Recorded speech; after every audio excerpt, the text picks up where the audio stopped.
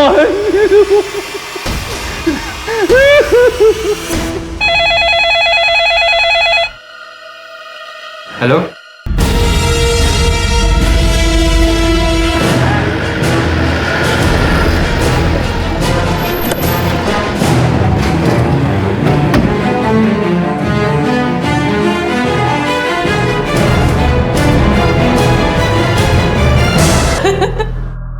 और एक छोटी भी है, शुरूबी, वो कोलकाता में है। आप कहाँ रहते हैं? इसी कॉलोनी में, थोड़ी दूरी पे।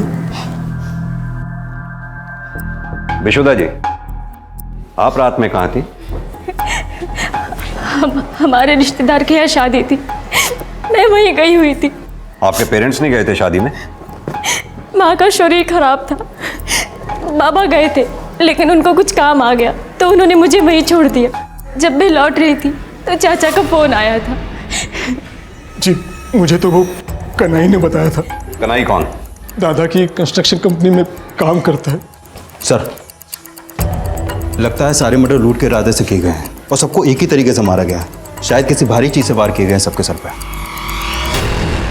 भूत प्रेत, काला जादू, ये सब तो अंधविश्वास के हथकंडे हैं। हत्या तो इंसान ही इंसान की करता है। प्रमिला, सुकेंदु और उनके सर्वेंट गणेश की हत्या भी किसी काले जादू का नहीं बल्कि किसी की काली नीयत का ही परिणाम थी। साहब हम जब सुबह आया घर पे तो दरवाजा खुला हुआ था, तो हमने उनके भाई को बताया। तुम तो सुकेंदु जी की कंस्ट्रक्शन कंपनी में काम करते हो ना? जी। तो सुबह सुबह यहाँ क्या कर रहे थे? हम यहाँ रोज दूध देने के लिए और मालकिन की पूजा के लिए फूल देने के लिए आता है। बनर्जी, बॉडीज को पोस्टमार्टम के लिए भेजो। सर। बाबा, बाबा, बाबा,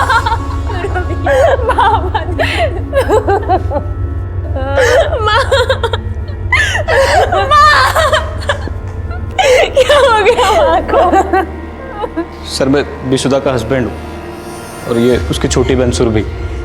आप लोग भी कोलकाता में रहते थे? ना सर, मैं आसनसोल में ही रहता हूँ। सुरभि को पिक करने स्टेशन गया था।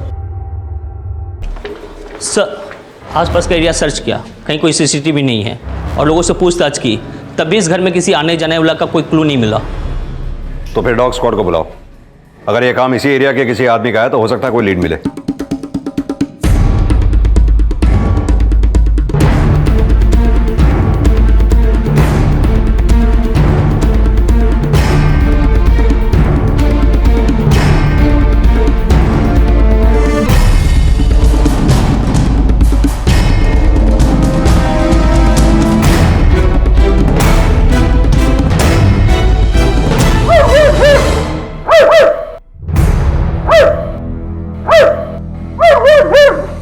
पता करो इस एरिया में कोई चोर उचक्का या शुकेंदु से जुड़ा कोई आदमी रहता है क्या?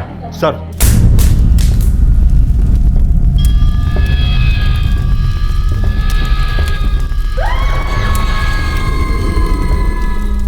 सर, कन्हई भी इसी बस्ती में रहता है।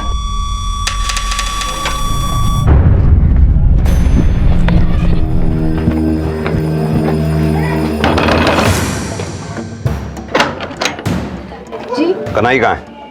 क्या हो लोग? वो तो यहाँ नहीं है। मनीषा, तलाशी लो घर की। उधर देखो।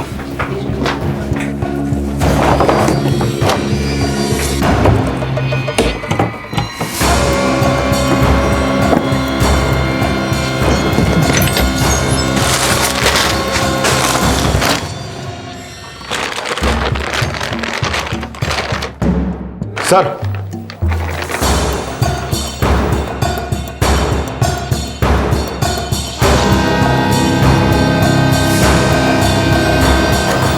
और ये कैश भी। नहीं बोलेगा? बोल। साहब मैंने किसी को नहीं मारा साहब। तो वो गहने और पैसे तेरे घर से क्यों मिले? साहब वो सुबह सुबह हम घर गया तो मालकिन को सेठ जी को मरा हुआ देखा तो मेरे मन में लालच आ गई साहब। साहब मैंने सिर्फ चोरी की, किसी को मारा नहीं है। सच सच बोल दे, वरना सच उगलवाना हम जानते हैं। साहब उस बस्ती में तरुण भी तो रहता है, वो मार सकता है सेठ जी को। तो तरुण क्यों मारेगा? 3 महीने पहले सेठ जी ने उसे नौकरी से निकाल दिया था चोरी के इल्जाम में। माफ कर दो सेठ जी, दोबारा ऐसा गलती नहीं होगा। हमको नौकरी से मत निकालो। बस तरुण, अब तुझ पर बिल्कुल विश्वास नहीं कर सकता मैं। जाओ बेरी जाओ घर देखे, और आज के बाद अपनी शक्ल भी मत दिखाना मुझे। जाओ। फिर उसे किसी ने काम नहीं दिया, लेकिन वो 2 महीने पहले दोबारा सेठ जी के पास आया काम मांगने के लिए और गिड़गिड़ाने लगा।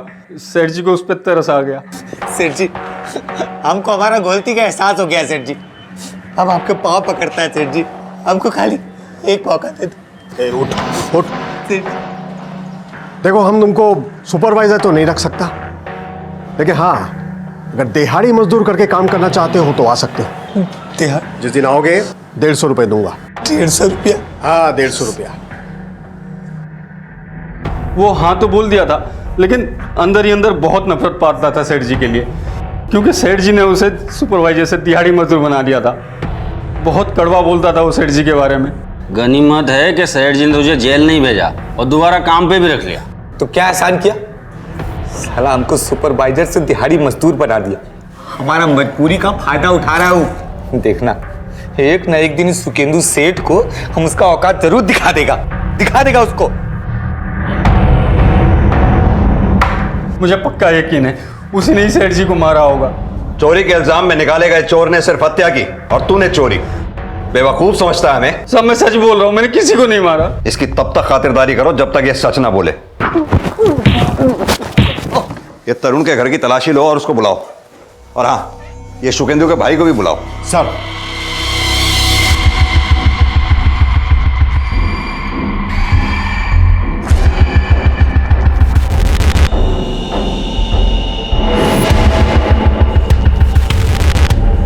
पकड़ो सर। अरे सर, अरे क्या क्या अरे क्या खोज रहे हैं सर? अरे कुछ नहीं। ले चलो सर। अरे आप कहानी दिखा रहे हो ना, क्या क्या है? अरे बताइए तो सही। हाँ सर, मैं भी सुकेंदु दादा के साथ काम करता था। ये तरुण कौन है? सुपरवाइजर था, पर सर माल के लेन देन में घपला किया तो उसे निकाल दिया था। पर सर दादा बहुत दयालु थे, जब वो गिड़गिड़ाने लगा तो उसे परमानेंट तो नहीं किया, पर हाँ दाढ़ी मजदूरी पे रख लिया था। नफरत तो होगी ही तुझे अपने सेठ से। सुपरवाइजर से तुझे दिहाड़ी मजदूर जो बना दिया था। नफरत नहीं है साहब, हम तो उनका एहसान मानता था। सब कुछ भुलाकर सेठ जी ने हमको वापस काम दिया साहब। तो तूने घपला किया था? हाँ, लेकिन अब हम सुधर गया है साहब। सुधर गए या अपने सेठ को मार के बदला ले लिया? ना साहब, वो कन्हई झूठा आरोप लगा रहा था साहब हम पर। हम कुछ नहीं किया साहब। तो फिर जिस रात तेरे सेठ सुकेंदु का मर्डर हुआ उस रात तू कहाँ पर था? हम अपना घर पर था साहब। चाहो तो आप हमारा पत्नी से पूछ लो। साहब, वो उस दिन घर पर ही थे। वो चाहते तो चोरी कर सकते थे, लेकिन उन्होंने ऐसा कुछ नहीं किया। घर में खाने को राशन तक नहीं है। आप अगर उन्हें जेल में डाल देंगे तो मेरा और मेरे बच्चे का क्या होगा? चुप हो जाओ दीदी। विशुदा, सौरभी, तुम दोनों मेरे साथ मेरे घर पे चलो। हमें नहीं जाना। देखो विशुदा, मैं जानता हूँ कि तुम मेरे साथ नहीं रहना चाहती, लेकिन अब इस हालात में, इस माहौल में तुम दोनों अकेले कैसे रहोगे इस घर में? अब इस घर में कोई नहीं है। प्लीज़ मेरी बात मानो और मेरे साथ चलो। मुझे मेरे हालात पे छोड़ दो, तुम जा सकते हो।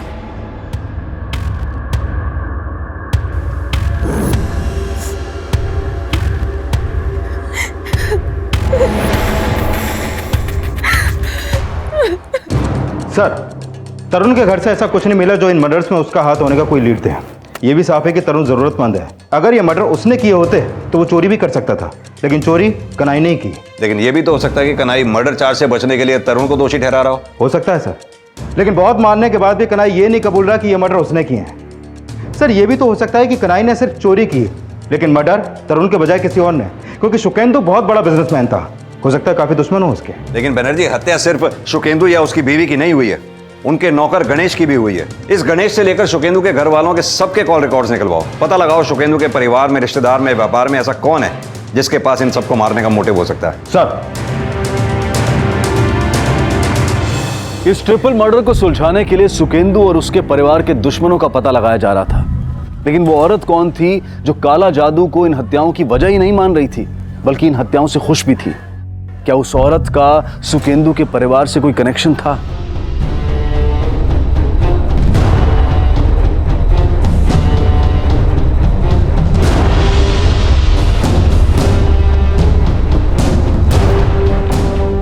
सर, बस्ती वालों से पता चला है कि शुकेंदु के छोटे भाई देवेश की बीवी शांति शुकेंदु और उसकी बीवी से बहुत नफरत करती थी, क्योंकि 2 महीने पहले देवेश के बेटे वरुण की फूड पॉइजनिंग की वजह से मौत हो गई थी। तब से शांति को लगता है कि शुकेंदु की बीवी प्रमिला ने ही उसके बेटे को जहर देके मारा था, और तब से शांति लगातार एक तांत्रिक से मिल भी रही थी। सर कौन तांत्रिक?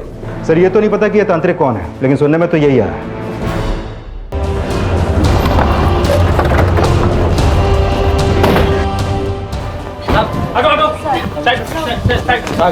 हटिए। कहाँ है? आइए सर, अंदर बंद करके रखा हमने।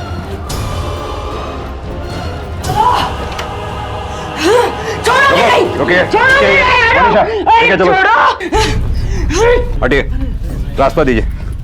नहीं, किसी को नहीं छोड़ूंगी। सबको अपने काले जादू से भस्म कर दूंगी। तेरे पूरे परिवार का नाश कर दूंगी। छोड़ो मुझे। तुम लोग मेरा कुछ नहीं बिगाड़ सकते, नहीं बिगाड़ सकते। हाँ, मैंने ही काला जादू करवाया उन पे, इसीलिए उनकी हत्या हुई। तुम लोग मेरा कुछ नहीं बिगाड़ सकते। तेरे काले जादू ने नहीं, तूने हत्या की है उनकी। सर, जब से हमारा बेटा मरा है उसका दिमागी संतुलन बिगड़ गया है। ऐसा क्या हुआ तो जो उसे लगता है कि तुम्हारे बेटे को तुम्हारी बौदी नहीं मारा था? 2 महीने पहले वरुण की तबीयत बहुत खराब थी। और सर, हमारी बौदी जो है वो बहुत धार्मिक थी। वो मंदिर से वरुण के लिए प्रसाद लाई थी। देख, मैं तेरे लिए प्रसाद लाई हूँ, खा ले, जल्दी से ठीक हो जाएगा। शांति, तू चिंता मत कर, प्रसाद दिया ना मैंने, जल्दी से ठीक हो जाएगा मेरा बेटा। उसके बाद वरुण को फूड पॉइजनिंग हो गया। हॉस्पिटल ले जाते समय रास्ते में उसने दम तोड़ दिया। बस सर, तभी से शांति को लगता है कि बौदी ने वरुण को मारने के लिए टोना टोटका किया है, और सर इसीलिए वो टोना टोटका करके उनसे बदला लेने की सोच रही है। कौन से तांत्रिक के पास जाती थी वो? सर, वो हाईवे के पास उसकी कुटिया है।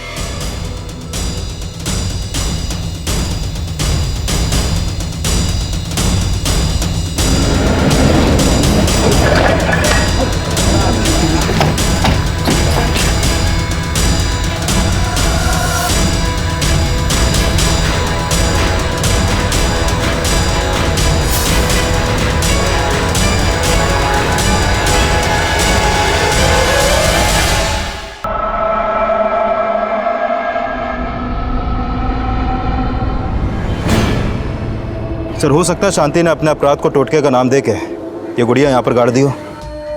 लेकिन यह भी समझना होगा कि तांत्रिक भागा क्यों। कहीं ऐसा तो नहीं तांत्रिक ने अपने टोटके को सच साबित करने के लिए ये मर्डर किया और फरार हो गया?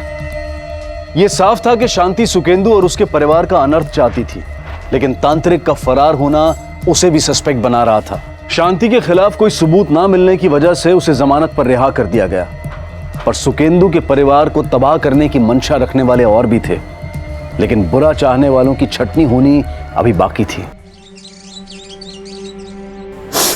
बाबा, बेटा, तू जानती है तेरी काकी कैसी है। उसने टोटका जरूर किया है, पर बेटा मारने वाला कोई और है। लेकिन वो कौन है काका?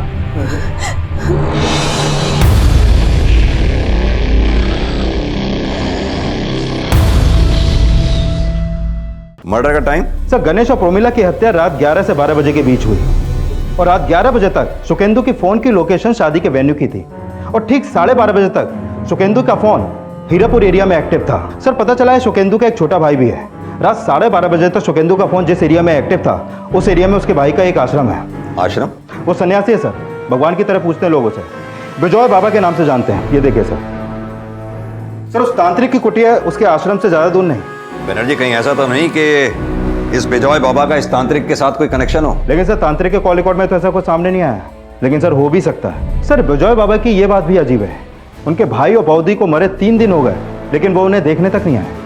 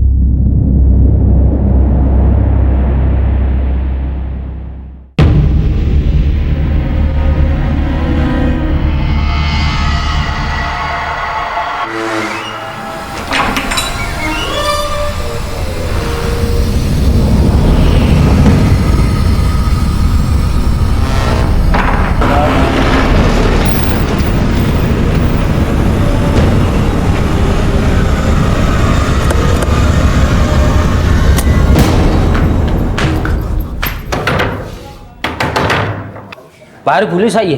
पुलिस? एक काम करो, उनको बाहर ही रोको, मैं आता हूँ। जी साहब, काफ़ी लोग आते हैं यहाँ पे। प्रणाम सर। प्रणाम। जी बोलिए। विजय बाबा से मिलना है। जी वो तो अभी नहीं मिल सकते, वो अभी ध्यान में, और उन्होंने किसी को भी मिलने से मना किया। आपका परिचय? पापौन। जी मैं उनका शिष्य हूँ। फिर कब मुलाकात होगी उनसे?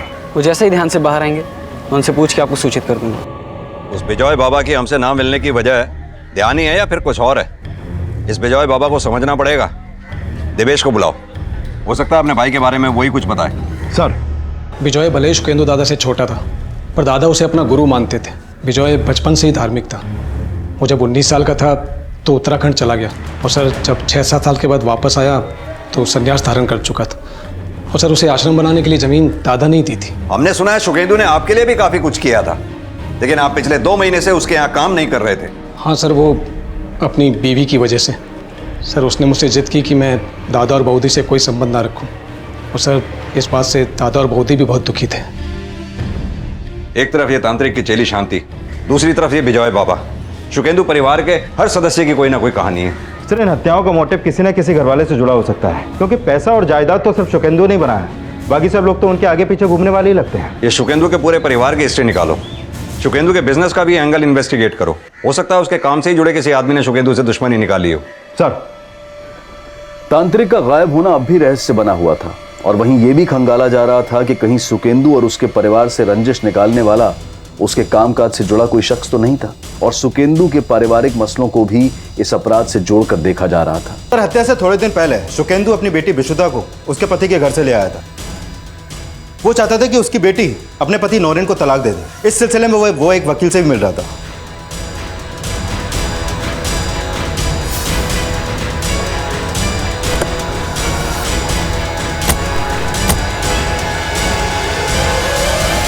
सर नौरेन मुझे मेंटली बहुत टॉर्चर करता था, क्योंकि मैं उसे बच्चा नहीं दे पाई। पहले तो बाबा ने नौरेन को एक मौका दिया, लेकिन फिर एक दिन अचानक मुझे घर ले आए और बोले कि मैं नौरेन से तलाक दिलवा दूंगा। नहीं सर, मैं वसुधा श्री में खुद से अपसेट था। अब मियाँ बीवी के बीच में अगर बच्चा ना हो तो थोड़ी बहुत तो खिटपिट होती रहती है सर, लेकिन उसी बात का बाबा ने बतंगड़ बना दिया और विशुद्धा को घर से ले गए। मैं तो सिर्फ उसको अपने लाइफ में वापस लाना चाहता था, अपने घर में वापस लाना चाहता था, लेकिन उन्होंने मना कर दिया। और इसी नफरत में तुमने उन लोगों को मार दिया। नहीं सर, मैं ऐसा क्यों करूंगा? मैं थोड़ा अपसेट था, लेकिन उनसे नफरत थोड़ी करता था।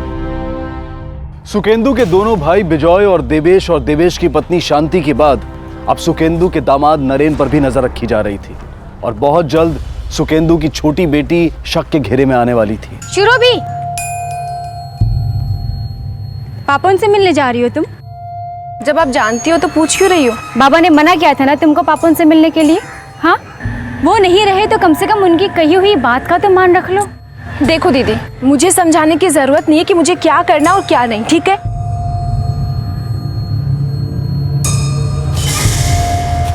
दीदी पैसे। मुझसे पैसे मांगेगा तू?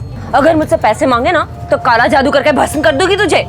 मेरी ताकत को जानता नहीं है तू।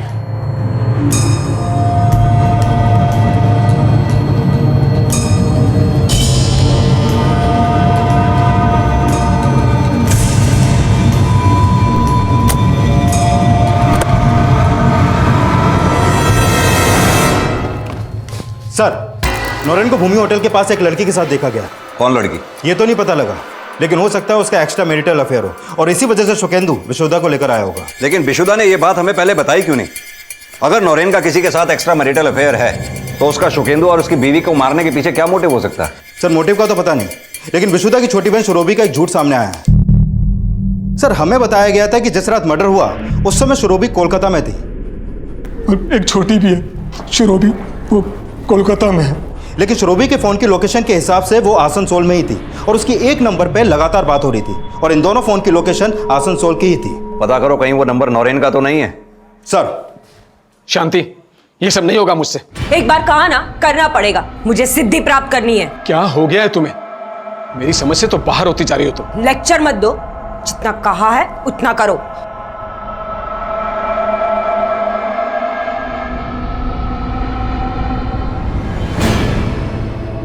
सर ये नौरेन का नाजायज रिश्ता नहीं, कुछ और ही लगता है। रोज नई नई लड़कियों के साथ दिखता है। और एक हैरानी की बात पता चली है कि ये नौरेन और विजय बाबा के बीच में अक्सर बहुत बातें होती हैं, लेकिन सुरभि जिस नंबर पर कॉल करती है वो नंबर नौरेन नहीं बल्कि पापोन के नाम पर रजिस्टर्ड है।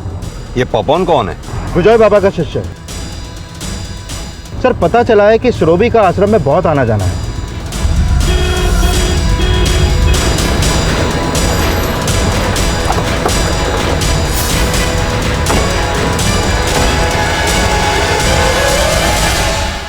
आपकी बहन शुरोबी घर पे है? वो तो काम से बाहर गई हुई है। पापोन को जानती हैं आप? वो शुरुबी पापोन से प्यार करती है साहब। पहले तो बाबा को पापोन से कोई प्रॉब्लम नहीं था, लेकिन कुछ दिन पहले बाबा ने शुरुबी को पापोन से मिलने के लिए मना कर दिया। शुरुबी कांदिश ना, चुप। कि देखो लाभ नहीं शुरुबी, रोने का कोई फायदा नहीं है। मैंने तुमसे कहा है तुम पापोन से नहीं मिलोगी मतलब नहीं मिलोगी, समझी ना तुम? ऐसी क्या वजह थी जो तुम्हारे बाबा ने शुरोबी को पापोन से मिलने से मना कर दिया? वो तो उन्होंने कभी नहीं बताया साहब। तुम्हारे बाबा उस रात आश्रम में क्यों गए थे? वो तो अक्सर वहाँ जाते थे, लेकिन कभी रात को नहीं गए, और ये बात हमें भी नहीं समझ में आया। तुम्हारे पति नौरेन की विजय बाबा से बहुत बातचीत होती है। विजय चाचा को नौरेन बचपन से जानता है, उनका अच्छा दोस्त है, तभी हम में प्यार हुआ, लेकिन हमारा रिश्ता निभ नहीं सका। बनर्जी, पापोन और शुरोबी से मिलने से पहले इस विजय बाबा से मिलना पड़ेगा, फिर अब चाहे वो किसी ध्यान में हो या किसी मुद्रा में।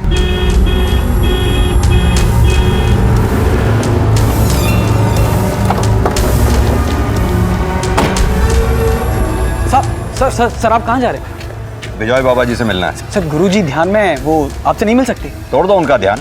सर गुरुजी का ध्यान ऐसे नहीं टूट सकता। तो हम तोड़ देते हैं उनका ध्यान। रुकिए, आ रहा हूं मैं। उस रात शुकेंदु आपके आश्रम में आए थे? जी हाँ, आए थे। तकरीबन 12 साढ़े 12 बजे तक थे, बाद में चले गए। इतनी रात को उनके यहाँ आने की वजह? उन्हें कुछ तनाव था, उनके लिए पूजा करवानी थी। कैसा तनाव? सांसारिक तनाव। हालांकि मैंने उन्हें समझाया कि गृहस्थाश्रम है तो तनाव तो होना ही है, लेकिन फिर भी उनकी मन की शांति करने के लिए मैंने यज्ञ करवाया और बाद में वो चले गए। और आपके यज्ञ के बाद वो अपने घर गए जहाँ उनका मर्डर हो गया। क्या कनेक्शन है आपके यज्ञ और उनके मर्डर के बीच में?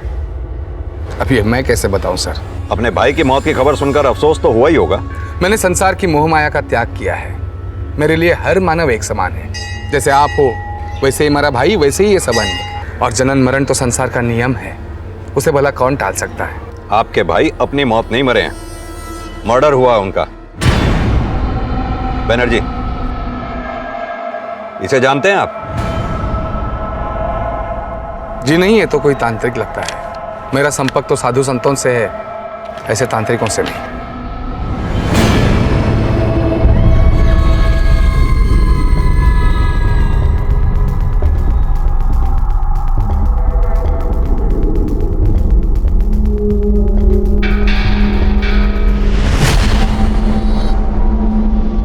सर मुझे नहीं लगता शुकेंदु को कामकाज का कोई तनाव होगा। मैंने उसका अकाउंट चेक किया, उसका काम तो काफी अच्छा चल रहा था। ये शुकेंदु उस रात घर से शादी के लिए निकला था, फिर अचानक शादी छोड़कर आश्रम जाने की क्या वजह हो सकती है उसकी? सर नौरेन, लड़कियां, आश्रम और विजय बाबा, कहीं ये एंगल प्रोस्टिट्यूशन से तो नहीं जुड़ा? ये नौरेन जिन जिन भी लड़कियों के साथ देखा गया है, पता करो उन लड़कियों का आश्रम या विजय बाबा से क्या कनेक्शन है। और ये शुरोबी और पापोन को भी बुलाओ। ये हत्या वाली रात उनके आसनसोल में होने का क्या राज है, ये हमारे लिए पता करना बहुत जरूरी है। सर शांति का पति देवेश आया है, बोला शांति नहीं मिल रही है। सर मेरी बीवी शांति आधी रात को पता नहीं कहाँ चली गई। सर बहुत ढूंढा मैंने उसे, पर कहीं नहीं मिल रही। शांति का गायब होना किसी नए अपराध का अंदेशा था। शांति की तलाश के साथ साथ सुकेंदु का दामाद भी नजर में था, और बहुत जल्द सुकेंदु के छोटे भाई विजय का नया किरदार भी सामने आने वाला था। लेकिन पहले सुकेंदु की छोटी बेटी सुरभि की भूमिका को खंगाला जा रहा था। तो तुम आश्रम में पापोन से मिलने जाती थी? सर मैं प्यार करती हूँ पापोन से। और तुम्हारे बाबा खिलाफ थे इस रिश्ते के, और हत्या वाली रात तुम कोलकाता में नहीं थी, तो क्या समझा जाए? हाँ सर, उस रात मैं पापोन के साथ थी और मैंने बाबा से भी झूठ बोला। तुमने सिर्फ झूठ ही बोला या फिर उनको मार भी दिया? क्योंकि वो तुम्हें पापोन से मिलने नहीं देते थे इसलिए। नहीं सर, मैंने नहीं मारा बाबा को। तो शुकेंदु शुरोबी को तुमसे मिलने से मना क्यों करता था? क्योंकि शुकेंदु को यह लगता था कि आश्रम की आड़ में विजय और नौरेन प्रोस्टिट्यूशन का धंधा करते हैं। प्रोस्टिट्यूशन? अब नहीं सर, मुझे इस बारे में कुछ नहीं पता। पुलिस ने जब विजय का इतिहास खंगाला तो आश्रम की आड़ में चल रहे प्रोस्टिट्यूशन रैकेट का पर्दाफाश हो गया। बिजॉय और नरेन समेत आश्रम से जुड़े कई लोगों को गिरफ्तार किया गया और अब यह जानने की कोशिश हो रही क्योंकि सुकेंदु बिजॉय के आश्रम का यह राज जान गया था। हमें तुम पे पहले से ही शक था, लेकिन जब हमें यह पता चला कि तुमने 6-7 साल किसी गुरुकुल में नहीं बल्कि नासिक की जेल में बिताए थे, तो हमारा शक यकीन में बदल गया। जी सर, मैं जेल में था, लेकिन जब मैं जेल से छूटा तो सुकेंदु दास से मैंने झूठ बोला कि मैं मुक्त हो गया हूँ, आध्यात्मिक हो गया हूँ। उनका विश्वास मेरे ऊपर था तो उन्होंने आश्रम बनवाने के लिए जमीन दे दी और फंड्स भी दिए। और सुकेंदु को तुम दोनों की असलियत पता चल गई। क्यों? मेरी बेटी को बांझ कहता है तू? शर्म नहीं आती तुझे? अरे तो खुद क्या है? चुल्लू भर पानी में डूब मरना चाहिए तुम्हें। और विजय, तू कितना भरोसा किया था तुझ पर, सोचा था एक अच्छे काम के लिए ये जमीन ये सब कुछ दे रहा हूं तुझे, लेकिन तूने तो छी छी छी छी छी छी। सुकेंदु दा ने हमें एक्सपोज करने की ठान ली थी साहब। हमने मनाने की बहुत कोशिश की लेकिन नहीं माने। उन्होंने कहा कि आश्रम की जमीन उन्हें तुरंत वापस चाहिए। हमने मनाने की बहुत कोशिश की साहब, कहा ये सब छोड़ देंगे, जमीन वापस कर देंगे, और हमने सुकेंदु दा को मारने का प्लान बनाया साहब। और जमीन के कागजात वापस देने के बहाने उस रात उनको आश्रम में बुला लिया। हम लोग उन्हें मारने ही वाले थे साहब कि अचानक बौद्धि का फोन आ गया। हाँ प्रमिला, बोलो। मैं इधर आश्रम में आया हूँ, बोलो। और बौद्धि को उन्होंने बताया कि वो हमारे साथ आश्रम में है, इसलिए उस रात हमने उन्हें नहीं मारा साहब। सोचा किसी और दिन मारेंगे। तुम बोलोगे और हम मान लेंगे। नहीं साहब, हमने नहीं मरवाया, हमारा विश्वास करो साहब। तुमने ही उन्हें मरवाया और मोहरा बनाया तांत्रिक को, और अब शांति को गायब कर दिया क्योंकि तुम्हें यह लगता था कि तुम शांति की वजह से फंस सकते हो। नहीं साहब, हम किसी तांत्रिक को नहीं जानते साहब, ना किसी से कोई ताल्लुक है। बैनर्जी, ये ऐसे कुछ नहीं बोलेंगे, तोड़ाई करो इनकी। बिजॉय और नरेन ने यह तो स्वीकारा कि वो सुकेंदु की हत्या करने का प्लान बना चुके थे, लेकिन वो अपनी इस बात पर भी अड़े रहे कि सुकेंदु, प्रमिला और सर्वेंट गणेश की हत्या उनकी प्लानिंग के तहत नहीं हुई थी। तो फिर ये हत्याएं किसकी प्लानिंग से हुई थी? शांति कहां गायब थी? और उस तांत्रिक के फरार होने का क्या रहस्य था? पुलिस इन सवालों के तार जोड़ रही थी और जल्द ही उन्हें तांत्रिक से जुड़ी एक अहम इंफॉर्मेशन मिली। चलो बाबा, चलो। बता। साहब, मैंने किसी को नहीं मारा साहब। साहब, मैं डर गया था, इसलिए साहब मैं वहां से भाग गया। शांति कहाँ है? मुझे नहीं पता साहब। शांति ये बात जानती थी ना कि तू कहाँ छिपा है? हाँ साहब, जानती थी, लेकिन साहब मैं उसे क्यों गायब करूंगा? साहब, जरूर उसके पति ने ही कुछ किया होगा। उसका पति क्यों गायब करेगा? क्योंकि साहब उसने मुझे शांति के साथ देख लिया था साहब। गुरुजी प्रणाम। प्रणाम, खुश रहो। गुरुजी, मेरी शक्ति आगे नहीं बढ़ रही है। एक युक्ति सुझाता हूं, लेकिन धन लाइयो क्या? जी गुरुजी। ये क्या कर रही है तू? मेरे पैसे लुटवा रही है और तुझे तो आज पुलिस में दूंगा। चल छोड़। अरे छोड़ो मेरे गुरु को, छोड़ो। बेवकूफ बनाता है। मेरे गुरु को छोड़ दो। अरे छोड़ दो मेरे गुरु को, छोड़ दो। साहब, उसके बाद मुझे नहीं पता क्या हुआ था, मैं तो साहब वहां से भाग गया था।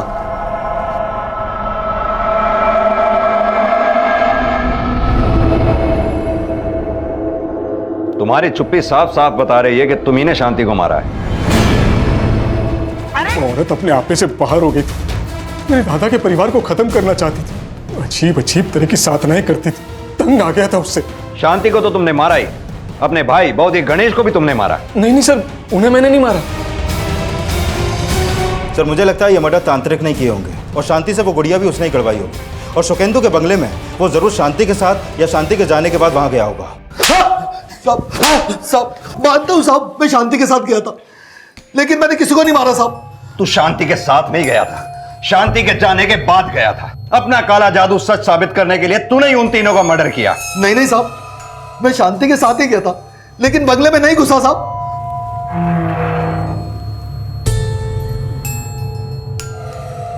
जा उस खंबे के नीचे जल्दी से काढ़ा, जा जल्दी जा। साहब, उसके बाद मैं दीवार के पीछे छुप गया। मैंने देखा कि कंबल ओढ़े एक आदमी बंगले के अंदर जा रहा था। साहब, मर्डर उसी ने किया होगा साहब। कौन था वो? साहब, अंधेरा बहुत था, इसलिए मैं उसे देख नहीं पाया साहब। सर, अगर तांत्रिक सच बोल रहा है तो कौन हो सकता है वो? कनाई? वो कन्हैया या कोई और? होगा उसी बस्ती का, लेकिन ऐसे कोई नहीं बताएगा, सच उगलवाना पड़ेगा। एक काम करते हैं, जो लोग भी अपने रेडार पे हैं सबसे अच्छी तरह से दोबारा पूछताछ करते हैं। सर, सीसीटीवी में साफ दिखाई दे रहा है कि तुम ही वहां कमरे में घुसे थे। सर मैं नहीं गया था वहाँ। तुम्हारा ही चेहरा था उसमें। सीसीटीवी फुटेज में तू ही था ना? मैं नहीं था सर। देख, सच सच बोल। अगर तू नहीं तो उस सीसीटीवी फुटेज में तेरा भूत है क्या, जो तेरे सेठ के घर में कंबल ओढ़ के घुस रहा है? सीसीटीवी? देख तरुण, तेरा भांडा फूट चुका है। हमें पता चल चुका है कि तूने ही अपने मालिक, मालकिन और गणेश का कत्ल किया है। ना साहब, हम नहीं साहब। बनर्जी, उगलवाओ से सच।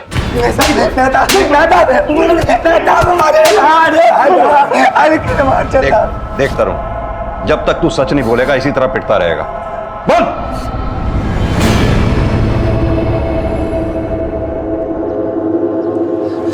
सेठ जी बोलो। सेठ जी, हमारा पत्नी का डिलीवरी है सेठ जी, तो 10,000 रुपया उधार दे सकते हैं? मैं तो दे दूंगा उधारी, लेकिन तू चुकाएगा कैसे? आप हमारे दिहाड़ी में से थोड़ा थोड़ा काट लीजिएगा सेठ जी। तेरा दिहाड़ी है 150 रुपया, तेरी औकात नहीं है उधारी चुकाने की। जा।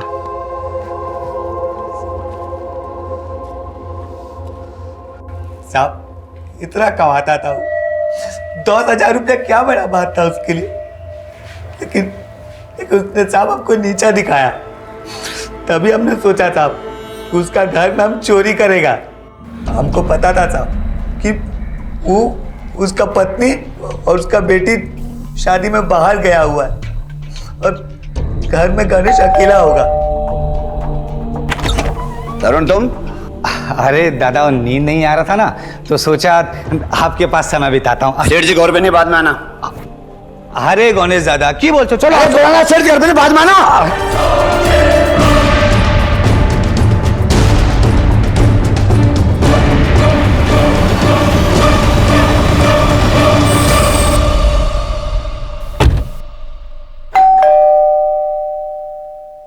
अपराधी कितना भी शातिर क्यों ना हो, एक ना एक दिन अपने जाल में फंस ही जाता है। कोई सीसीटीवी फुटेज नहीं है हमारे पास। हाँ, और तुझे क्या लगता है तेरे सेठ ने तुझे चोरी करते पकड़ के तुझे बेइज्जत किया था? नहीं, उल्टा तेरे सेठ ने तेरे पे तरस खा के अपने यहां तुझे दिहाड़ी मजदूर बनाया। इतना ही नहीं, बल्कि तेरी बीवी की डिलीवरी के लिए उसने 10,000 रुपए भी छोड़े थे। कन्हई ने जो तेरे सेठ के यहां से गहने और नकदी चुराए थे, हमने उसके घर से बरामद किए, और उसी सामान में हमें एक लिफाफा मिला जिस लिफाफे के अंदर 10,000 रुपए थे, जो शायद तेरे सेठ ने तेरी बीवी की डिलीवरी के लिए छोड़े होंगे।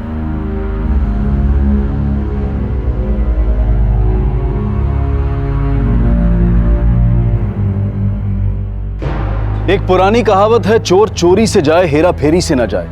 लेकिन तरुण ने अपराध की शुरुआत हेरा फेरी से की, और जब उसने चोरी की योजना बनाई तो एक नहीं 3-3 हत्याएं कर बैठा।